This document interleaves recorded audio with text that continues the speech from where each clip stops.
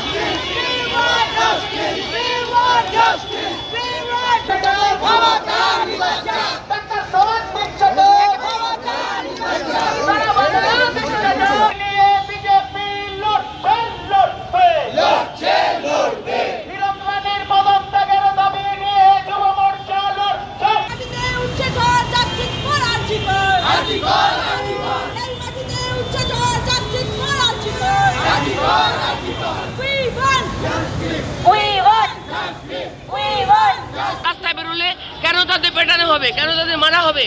সাধারণ মানুষ রাস্তায় বেরোচ্ছে প্রতি রাত প্রতিদিন, সাধারণ মানুষ রাস্তায় বেরোচ্ছে, কেন তাদের পেটানো হবে? কেন তাদের পেটানো হবে? কেন তাদের পেটানো হবে? কাউকে পেটানো যাবে না। কাউন্টা ঢুকে ভাঙচুর করে সমস্ত এভিডেন্স প্রমাণ তথ্য বন্ধ করার চেষ্টা করা হয়েছে। কেন করা হয়েছে? ইচ্ছে করে মমতা মুখ্যমন্ত্রী, মাননীয় মুখ্যমন্ত্রী নাটক করে প্ল্যান করে একটা মঞ্চ বেঁধে বলছেন যে নির্যাতিতার শাস্তি চাই, নির্যাতিতার শাস্তি চাইছেন উনি, অথচ ওনার